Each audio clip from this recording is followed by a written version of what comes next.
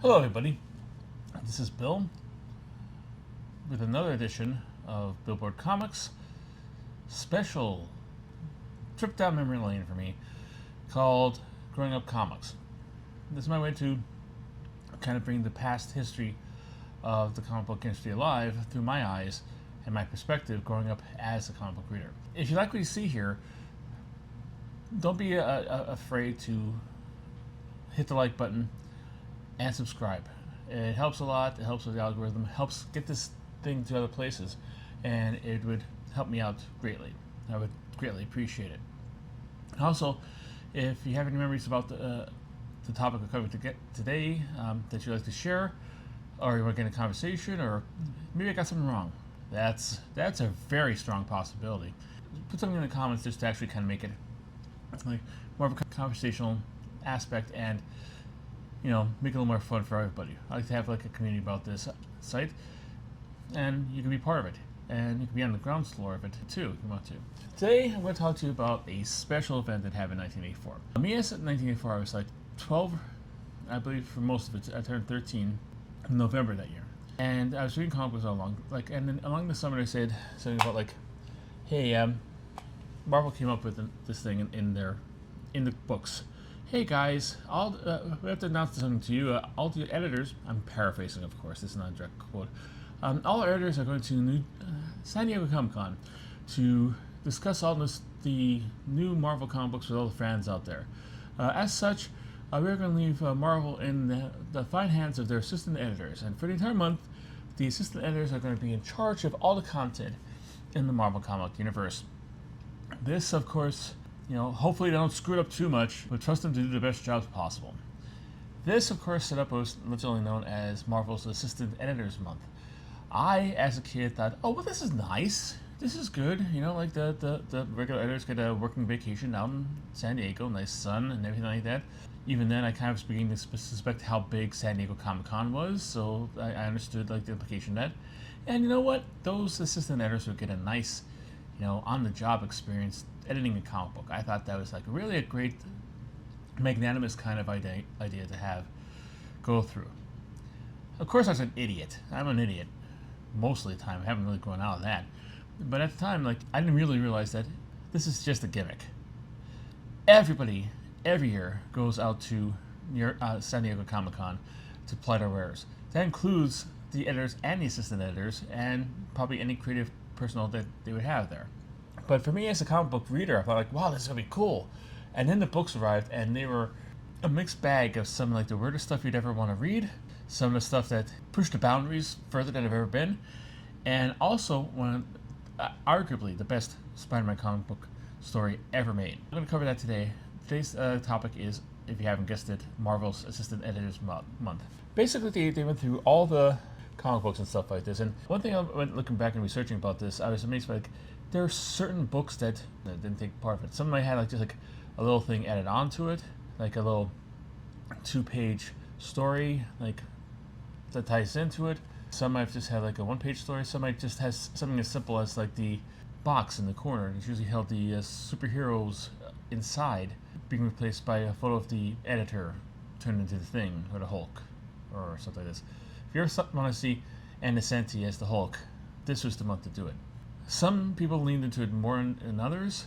Some, like I said, didn't even at all. Barely anything in the X-Men books had anything like that. The main story was basically a training exercise for Mystique, and that was it. At least, and a lot of stuff the most auxiliary material didn't make it onto the Marvel website, Marvel Unlimited. So there might have been something in there, might have been quite substantial enough like that, but I'm missing it. But some gave over the entire book to the idea of Assistant Editors Month and doing something weird and wacky and outside of the norm. And I'm going to talk about some of those today. First off, I'm going to start with books by Linda Grant. Linda Grant was, I believe, assistant to Denny O'Neil.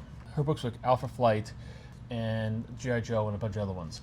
G.I. Joe one was the one that had her in a helmet on the cover.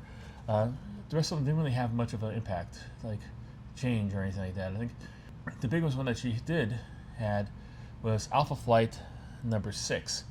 And as creators go, John Byrne really went all in on this. Every book that he worked on for Marvel, and he had 3 or 4 of them, he really embraced the concept of Assistants Editors Month and ran with it. I'm a fan. Like I don't approve of a lot of the stuff that he's said in the past. He's quite the mercurial candidate, but it's like I am a big fan of his work. I have been since I was a kid, and his participation in this really made me love him more. His work on he was of course doing the writing and art on the Alpha Flight book. Him being a Canadian, it kind of like seemed perfectly natural, and he helped introduce them into the New Uncanny X-Men book. So it was a case of like him taking over. The story's about like Snowbird and her civilian identity. She was a Royal Canadian Mounted Police member, and she was called on the carpet for frequent absences she would take while she was on duty without explanation. These, of course, were her because she was Snowbird, and she was called away to do Snowbird. And part of her job is fighting the great beasts. These are creatures from Canadian mythology that came to life and would haunt the various and sundry territories of Canada. So she would keep them in line. So she would have to leave the job that. This one had another like great beast in this, and she had to leave her imprisonment. But that isn't the whole story. Like most of the story takes place in a snowstorm created by the great beast that she was fighting. So for about 6 or 7 pages, there's no artwork whatsoever. It's just a white page and sound effects and thought bubbles and dialogue. Even back then, I was like a kid, like I didn't realize know about that. But I know that like I thought to myself, even as like a 12-year-old, thing like, wow, John Byrne really seems to have made it out this time. He did half a book that he didn't even have to draw in, and he probably got a full paid for all the pages too. I don't know if he did that. I have no idea, but he probably shouldn't because he didn't do anything except for dialoguing. Literature should have gotten more than that. This is a funny thing like this. Like looking back on it, like I always thought like the whole full issue was all in the white thing.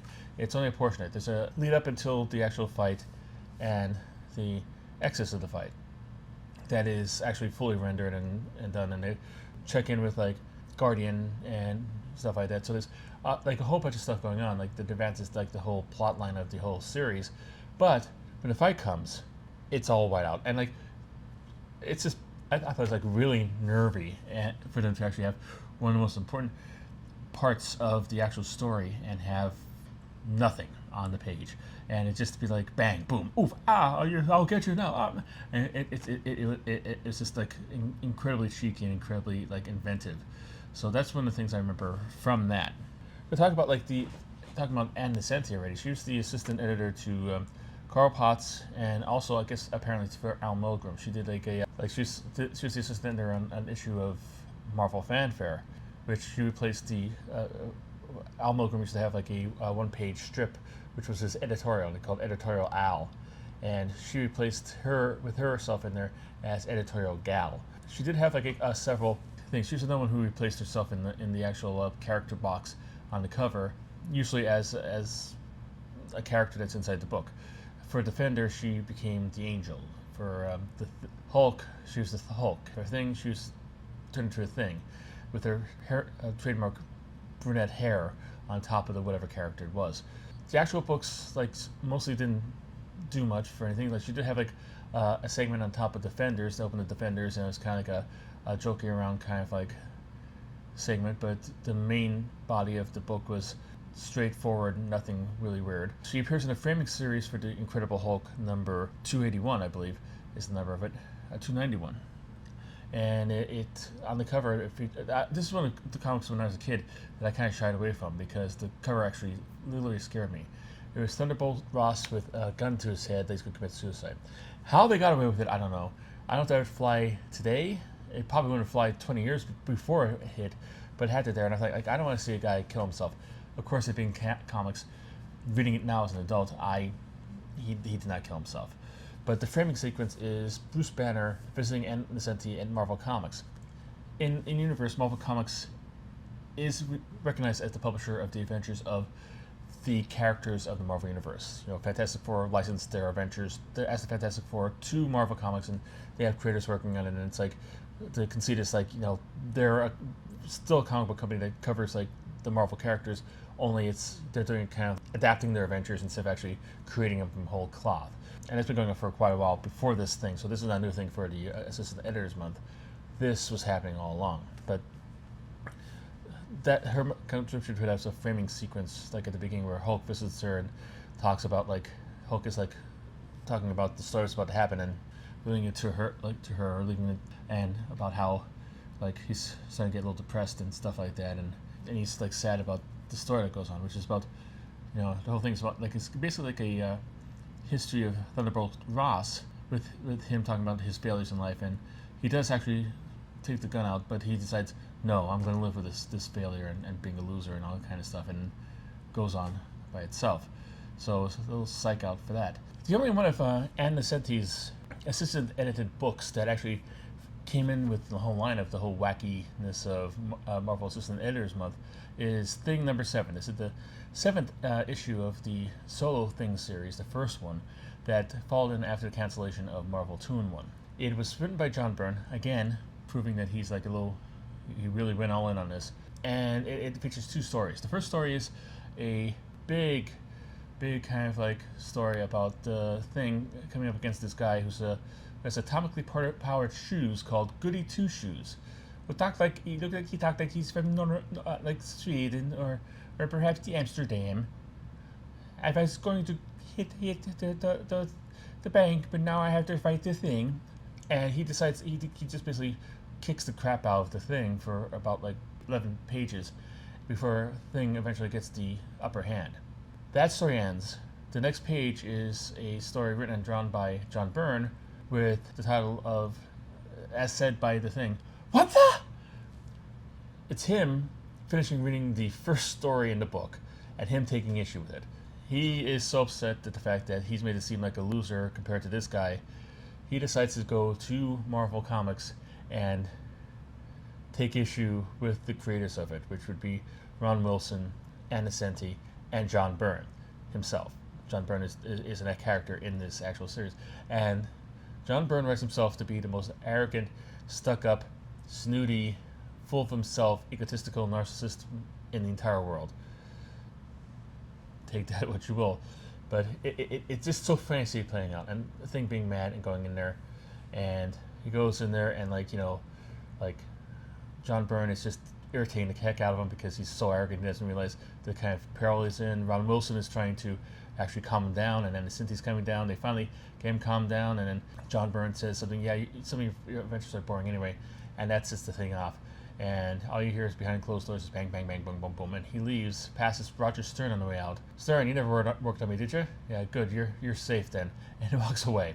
Both stories were kind of like the example of like the wackiness and inventiveness of this Assistant Editors Month, and they are fun to read. And it is on Marvel Unlimited, so that is also good. Ann Nocenti, of course, went on to become, I believe, a very good writer on her own right. She had a very successful run on Daredevil. Doesn't probably get as much attention because there's a lot of like bright lights shown on Frank Miller's run and Brian Michael Bendis' run and Ed Brubaker's run, but she had a solid run on the title, paired a lot with John Romita Jr., and really good stories, creating really interesting characters. Yeah, you should check it out if you ever have a chance. Like, if you get past, I would say you read her before you read, like, say, the Brubaker or the Bendis run. But if you're done with those runs and the Miller run and you want like some more Daredevil, you can't go wrong with the Ann Nocenti run on that. She also did a couple series for DC, most notably Kid Eternity. She did the follow-up to the miniseries that's done by Grant Morrison, and she did the ongoing series that ran for about 17 issues or something like that. That's another point of interest. Next up, we're going to talk about Bob Harras. Bob Harras, of course, went on to become editor-in-chief of Marvel, and he also became the Grand Poobah of DC Comics. So you can't get a much bigger name in the editorial side of comic books than Bob Harras, for better or worse, whether you like his 10 years on both companies or not. Obviously a big name. But at this point, he was the editor, assistant editor to Ralph Macchio. Ralph Macchio, of course, has the same name with the exact same spelling as the Karate Kid actor, only he is not him. I'm sure he really relished at the fact that he's probably constantly compared in comic book conventions and stuff like this. I have not met him. I'd like to meet him again, maybe get his autograph and a couple things. But I don't know if I could actually control myself from not asking him about that. And he's probably been asked about that for millions of times over the 40-some years they've both been in the public eye.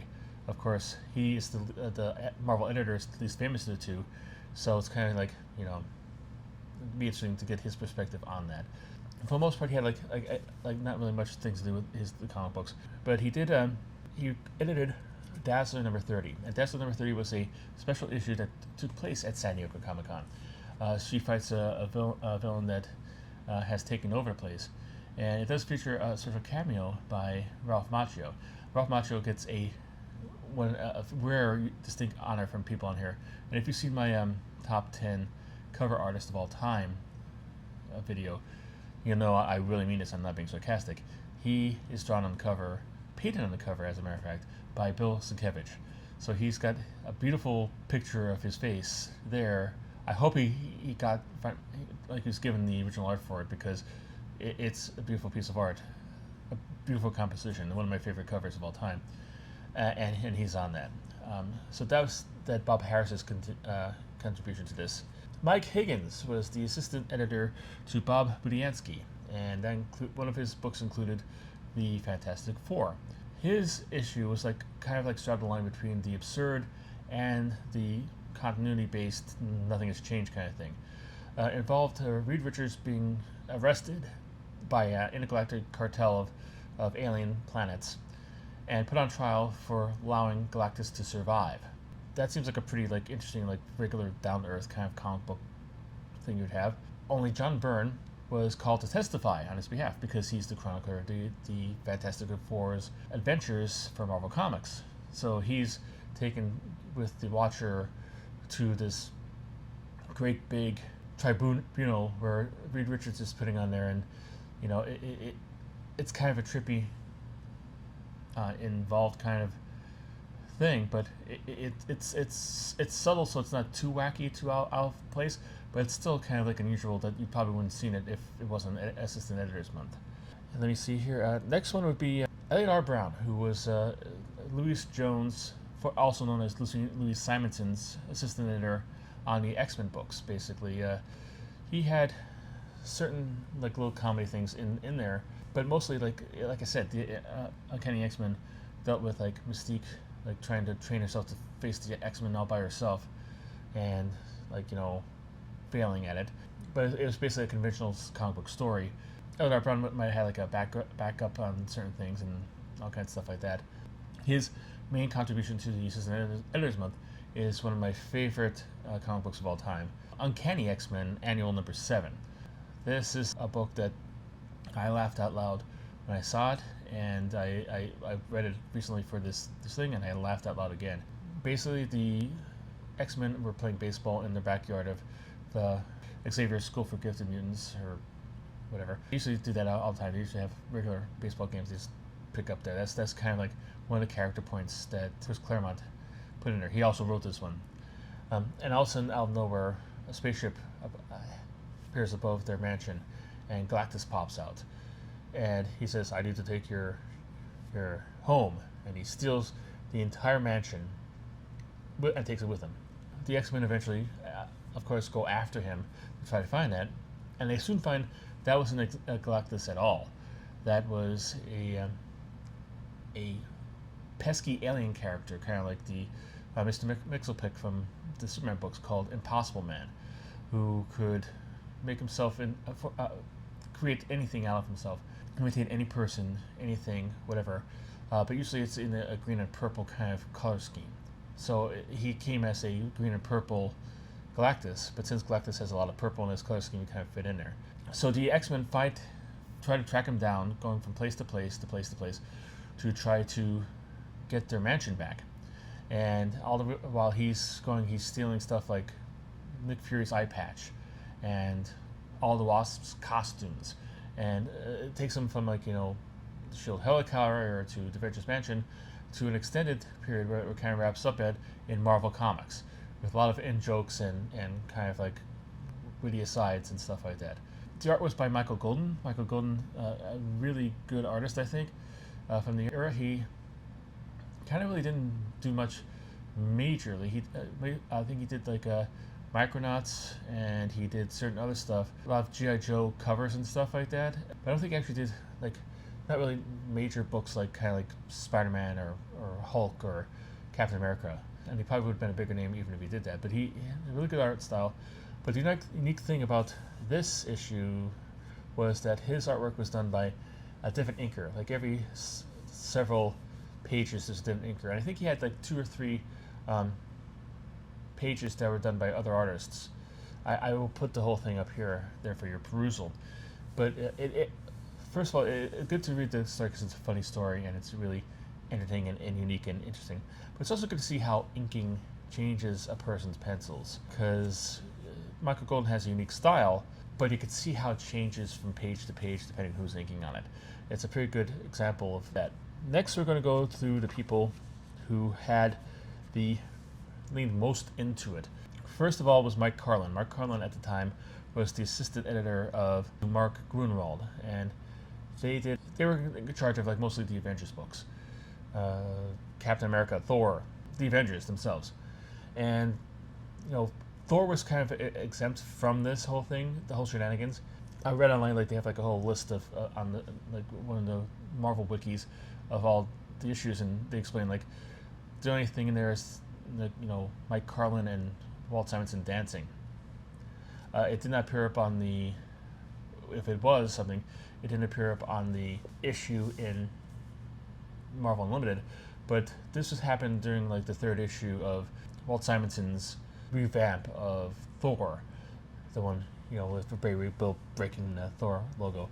Seminal one, of course, it's halfway there. You're not going to like change it to do you're trying to tell a story. It's the last installment of the 3-part arc you're doing to introduce the new status quo. You're not going to like put that on hold to do something silly and goofy to do that. So that's understandable. That the other ones, like kind of like Iron Man and Captain America, handle this by having kind of like a goofy second story, a backup story. Captain America, the primary story is with him coming back from the future. He was in the future and he had a crossover tie-in with Deathlock. He came back from the 1996 back to 1986, which, having living through both eras, in 1996, this today is more like the Deathlock era than like 1996 was. I wonder what he thought of Nirvana. But anyway, he comes back there and he knows like what's going to happen, and he comes back to try to stop it. And this and it basically involves like this one corporation who came up with a way to actually get the upper hand on all the superheroes. And there's Roxxon. Roxxon was going to like came up with this initiative technology that would be able to counteract any superpower, and it worked in the future. That's how like the future of Deathlock happened. So Cap comes back and stops it, and he's successful. Yay. The second one is a dream sequence involving his then girlfriend Bernie Rosenthal, and her dreaming about what it would be like to be Bernie America, the female version of America with like long curly hair and stuff like that. It's a fun diversion. It's good.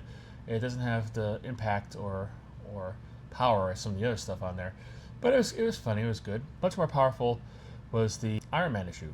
The Iron Man issue, Iron Man story was the second story. The Iron Man, the regular continuity advancing story, was the second story in it. Basically, this is during the time when Tony Stark was having a relapse with alcoholism, and he was essentially a Skid Row bum. He was wandering the streets of New York, drinking himself into a stupor, and it was leading up to him very likely get the possibility of him dying in the street and stuff like this. Of course, everybody knew that it wasn't really going to happen, but he was way down on the downward spiral, and it had him. He was given a challenge by a cop to not drink for 40 hours, 24 hours, and 12 hours.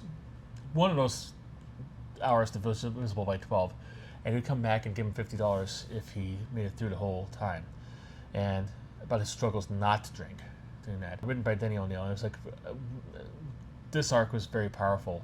I didn't read the first one, but I was a comic book collector at the time this one came along, and like I was like, wow, this I feel like I'm reading something that it's way above my my pay grade. Happy that it was. I was happy to read it. I'm like, yes. But the first issue of this was written by Bob Harris.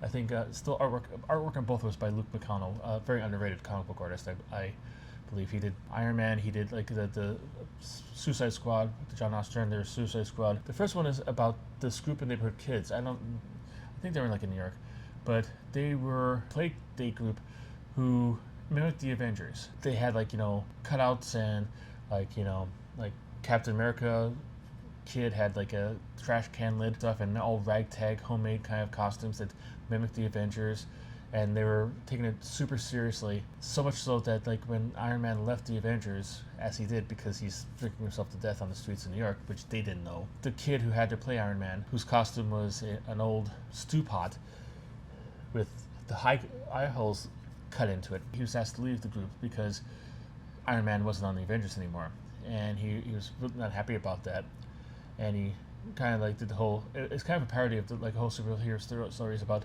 giving up the identity and somebody takes over the identity and like you have to prove yourself, and it was charming. It was very fun, and as a kid who's like slightly older than the kids in there, it really resonated with me at the time.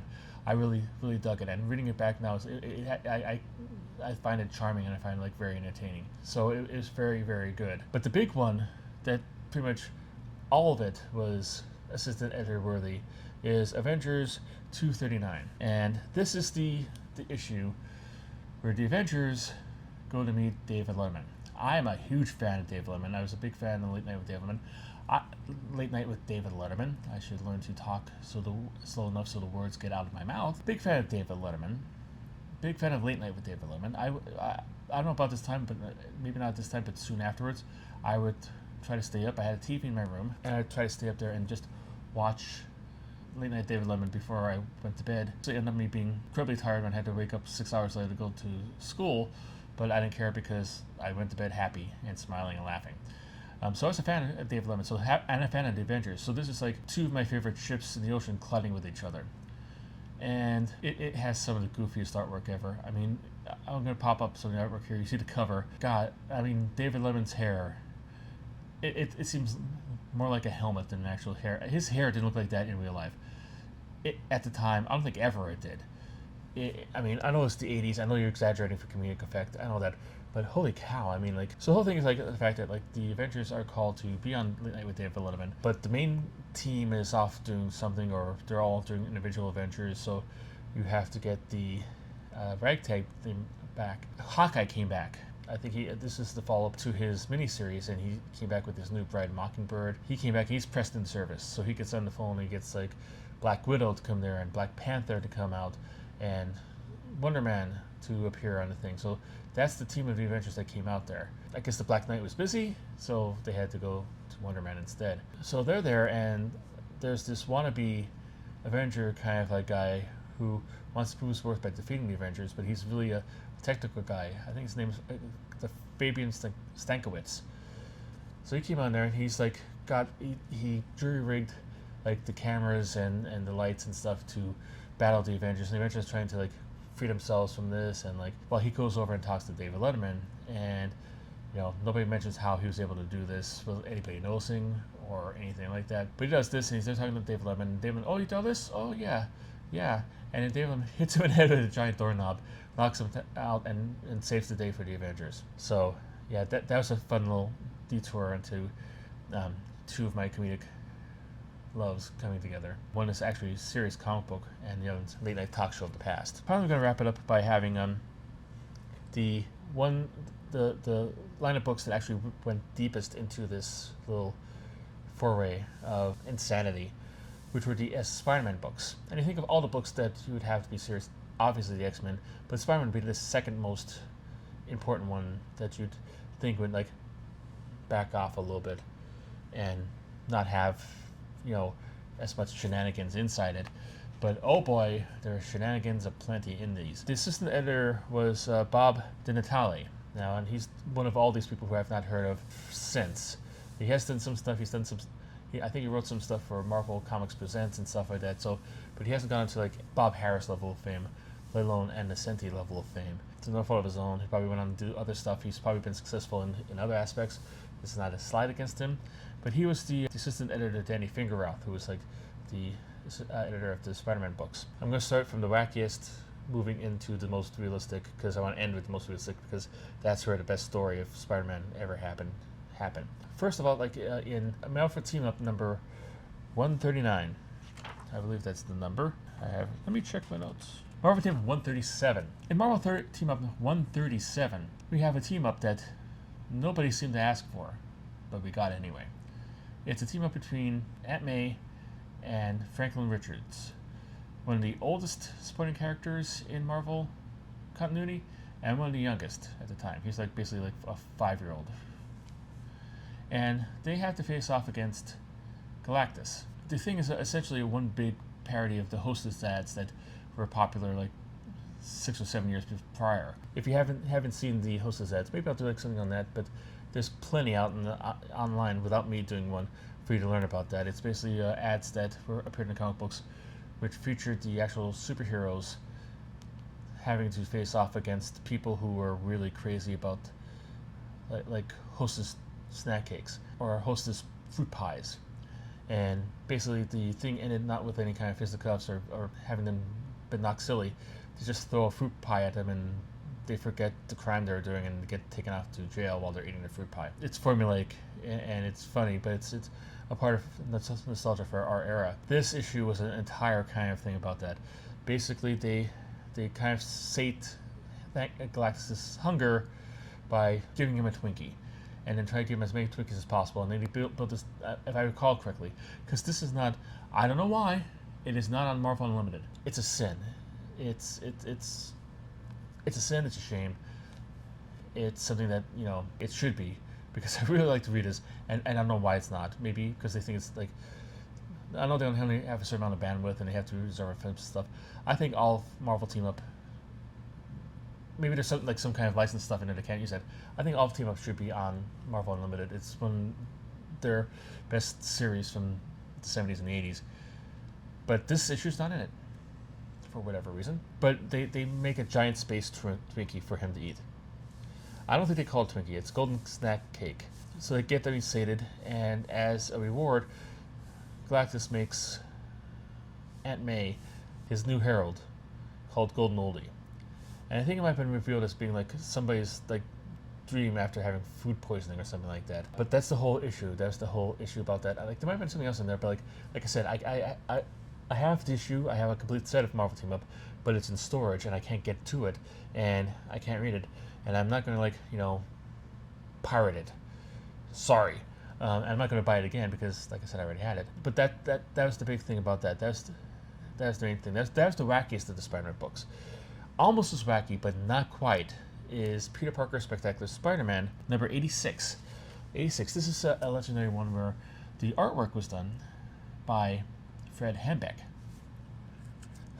It was like I think I haven't checked if this is on Marvel Unlimited. I started this before I actually went deep dive into this, so I didn't check if this is on there. But Fred Hembeck is, if you don't know who he is, he's a legendary comic book creator, but he's like a satirist. He's more of a comic strip kind of creator. He has a cartoony style.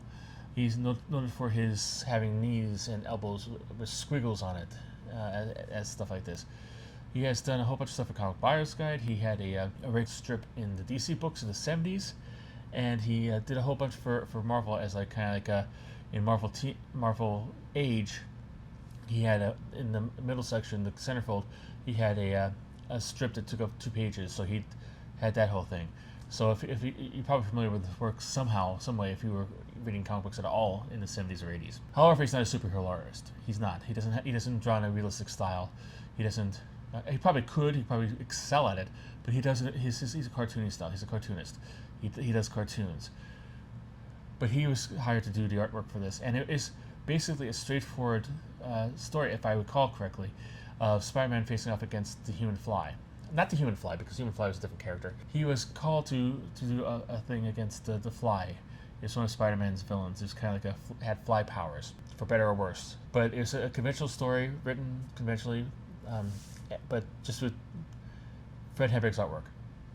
And it was treated like nobody made much of it. It's like just basically him doing a regular issue of Spider-Man with his cartoony style, a regular book kind of like thing, like regular story. It wasn't like anything weird or outlandish.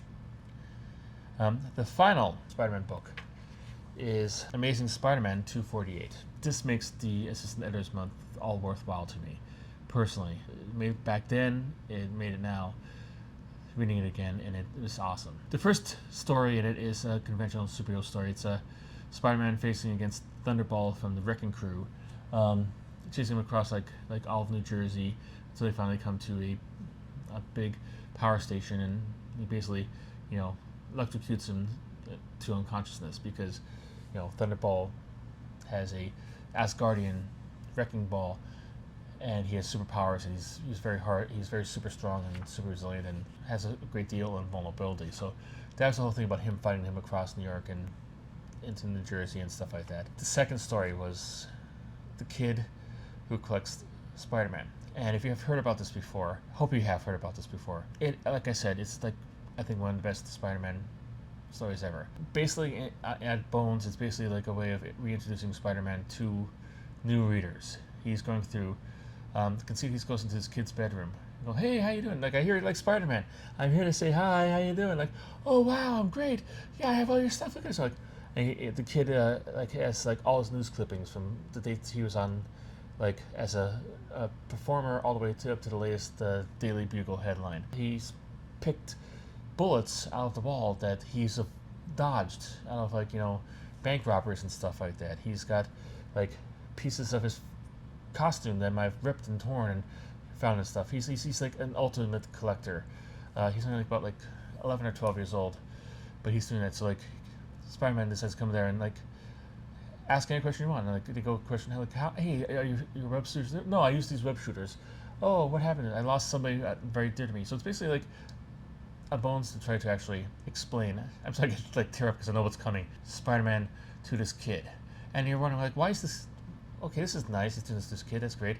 And then he's about well, I'll see you. I go Spider-Man? He goes, yes. Can you tell me who you are? And goes, I don't know. I have people who could get hurt. I don't know if that's a good idea. He goes I promise I won't tell anybody as long as I live. So he turns around and he realizes hi, I'm Peter Parker. It's my uncle who got killed. I'm the guy who sells all those pictures to Jameson. Oh my God, kids go, oh wow, that's so cool. Oh man, I mean, I'd like to see his face here and find out. Well, he can never find out. I'm not going to tell him, I promise. He's going to stay with me forever. And then he goes, well, thank you, there. It's nice to see you. They hug and they go away. And one of the famous sequences is a piece, a human interest story that was done on the kid by Jacob Conover. He's one of the reporters at the Daily Bugle. And it's little clippings of things like this. And the last thing is Spider-Man coming out, and he lands on the wall separating where the kid's bedroom was. And he's doing the last couple of things after he was then he's saying goodbye to the kid. He's starting to cry. What the hell's going on? He's standing on there and it's like Cancer Institute. And the last part of the thing was, well, if Spider-Man's going to meet this kid, he better come pretty soon. Doctors say he only has a couple more weeks to live.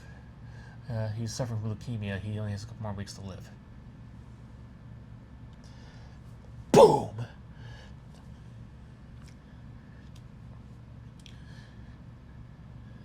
It's part of me feels a little silly for being this emotionally taken by a comic book story, but the other part says, this is why comic book stories are great. This is why I love comic books.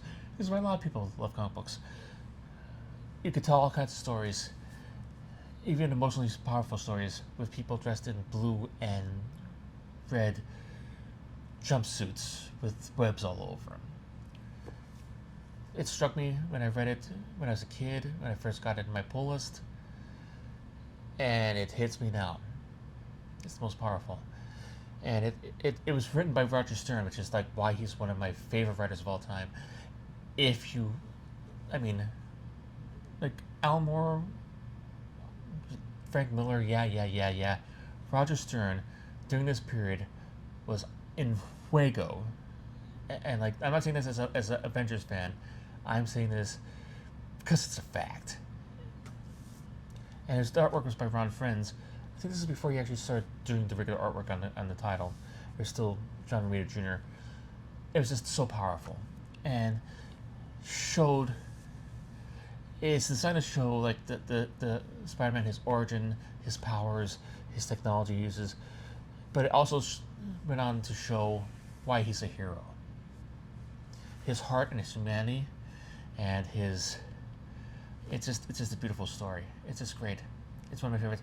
I recommend you tracking it down. I don't think it's really majorly expensive. It's not a key. It is on Marvel Unlimited, so if you have that program, you could read it as part of your package and pay extra money for it. But I recommend you going out and reading it. It's like I said, ranks right up there with like Spider-Man. I think was it 36, 35, 36, where he's trapped underneath the machinery and has to lift it up himself to save Aunt May's life.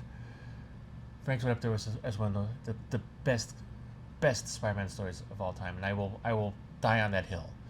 And I think, after you read it, you might actually agree with me. Be on that hill and take on everybody for that. But that was like my tour down to Marvel Assistance Editors Month. They never really did it again, for shame. I'd like to see like this happen like during the 90s, where everybody's trying to imitate the Image folk and see what kind of sarcastic kind of things would happen from that. There was like an assistant editor size special that came out, which was kind of sort of like a tryout book kind of thing. It didn't really seem to capture the spirit of this month. It was only 2 issues too, so it wasn't really all encompassing and all inclusive as this event was. So it's kind of like, why bother? It's like a pale imitation. In my spicy kind of take. But yeah, so this is like it is a fond memory of me as a kid reading these books, and like just being knocked off my feet by that Spider-Man story.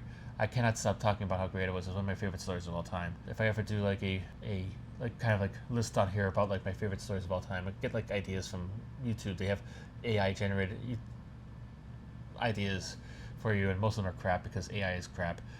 Hey, why don't you do it on this? Yeah, that's a great idea. I did a video about that 2 months ago. But I digress. If I do think about like my favorite stories, that's going to be up high on the list, if not maybe number 1. But yeah, but I recommend you see that. What about you? Do you have any fond memories of Assistant Editors Month? Are you old enough to remember it? Are you young enough to remember it and you want to ask questions about it? I could try to figure it out and research it for you. Do you find this entertaining or helpful or anything like that? Like I said, give us a thumbs up.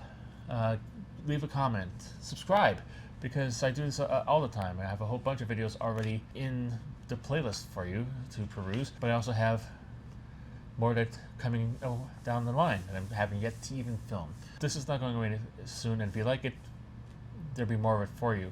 If you have any ideas of stuff like from the 70s and 80s that you might want to know, that you've heard of as a collector of the 90s or the aughts or the 10s, that you might want to know about, leave it in the comments and I'll try to figure out stuff for you. But until then, if you don't do anything like that, I just want to make sure you're having a good time, hope you're having a great day, and keep on collecting.